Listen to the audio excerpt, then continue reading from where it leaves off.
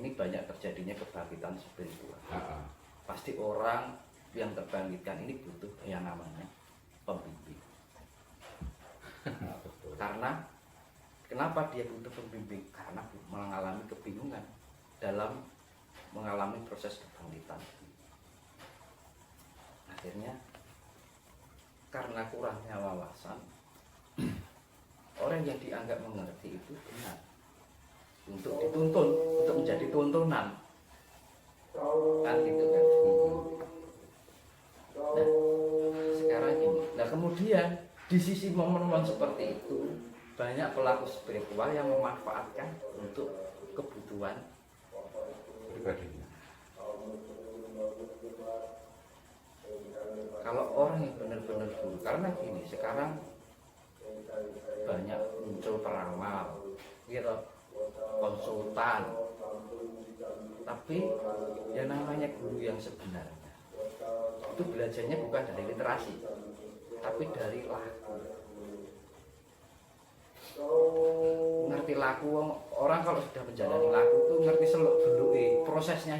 Perjalanan kehidupan itu pernah mengalami penderitaan, jatuh bangun gitu, hingga mengalami pendewasaan diri, kebijaksanaan gitu, baru menemukan kemuliaan luhur, hal yang dimuliakan.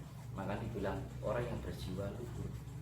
Tahu sendiri karakter bagaimana orang yang punya jiwa luhur, perbuatannya mulia, terus gak mikir duit. Jadi kesimpulannya Kalau tinggalkan saja model bedanya, guru-guru seperti itu. ya kadang-kadang orang sudah merasa nyaman itu sendiri, tidak tanpa disadari dimanfaatkan. Ya, baru nanti kalau duitnya habis baru saja. Gitu. Kan makanya bedanya guru zaman dulu dengan sekarang beda. Kalau guru zaman dulu, kalau belum benar-benar mengenal kesejatian itu sendiri dengan perjalanan laku, belum boleh menjadi guru. Karena harus pernah mengalami sendiri. Oh kita ngomong tuh ngalami gitu loh, orang jari ini gitu loh. Gitu. Jadi bukan hanya sekedar pengetahuan, analisa, perspektif, tapi benar-benar kita real mengalami. Makanya lakon itu kanthi laku, lekasnya lawan kasetya buddha, pangekes dur anggoro. Kita harus melalui perjalanan itu sampai benar-benar kita tahu sebenarnya. Bukan jari ini ya. Orang jari, orang moco. Kita pengetahuan, namanya pengetahuan diambil dari kata tahu, penuh, kan gitu kan. Melihat sendiri, mengalami sendiri. Artinya mengalami diambil dari kata alam, natural.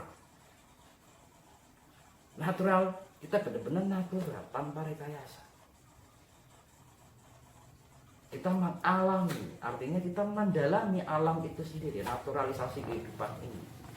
Netral, atau natural, atau alam. Maka disebutlah mengalami. Orang menjalani belum tentu mengalami, ya, karena belum mendalami bagaimana perjalanan alam, baik dalam diri kita maupun alam semesta, maupun alam yang lain, kan gitu. Makanya pengetahuan itu bukan sekedar membaca, tapi juga mengalami, melihat sendiri.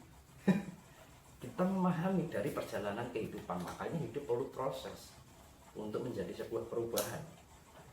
Perjalanan lakon itu kanthi laku. Kita untuk menjadi lakon, peran utama kita apa ya? Tuhan itu sendiri, gitu, diri kita. Makanya kan ingsun hono aku, di dalam diriku ada tuh Sang Maha Pencipta. Itu lakonnya dewe ya Tuhan itu sendiri, pangijawantan, maka disebutlah khalifah. Jadikanlah diri kita sebagai pribadi Tuhan itu sendiri. Nah, seorang guru itu harus mempunyai jiwa sebagai semar. Dia berjiwa seperti Tuhan itu sendiri. Lah, bagaimana orang mempunyai jiwa seperti Tuhan? Tidak suka membandingkan orang lain. tidak suka menjelekkan orang lain, tepos haliro, mawas diri. Kita melihat istilahnya memahami isi hati orang lain dengan hati kita. Terus mulat saliro, kita memahami diri kita. Kita mulai kita sudah melihat diri kita siapa sebenarnya. Dia Tuhan itu sendiri. Ingsun ono aku itu tadi. Makanya seorang guru zaman dulu orang belum benar-benar menunjukkan membawakan dirinya sebagai sifat Tuhan. Maka dulu ada istilah begawan, resi, pandito. Makanya resi begawan dulu orang yang benar-benar sudah manunggal dengan Gusti itu sendiri. Bagus sing ati. Tapi kerja ngelek-ngelek wong, membandingkan. Nah itu. Ini pengetahuan ini buat pembelajaran buat sedulur-sedulur semua agar tidak salah dalam menentukan dia bagaimana dia mencari pembimbing. Jangan sampai ada pembimbing yang sebenarnya dibilang begawan atau resi sudah tidak mengharap terkecuali diberi itu diterima. Nek wis ngobo. Nah, kuwi ngobo itu ngarani gitu loh. Yeah. Kamu bayar sekian. Nah itu. Nah makanya dengan edukasi ini biar tidak terjebak di sini. Mencari benar-benar guru yang mengalami laku. Guru yang mempunyai sifat Tuhan itu sendiri. Ingsun hono aku, yaitu Tuhan.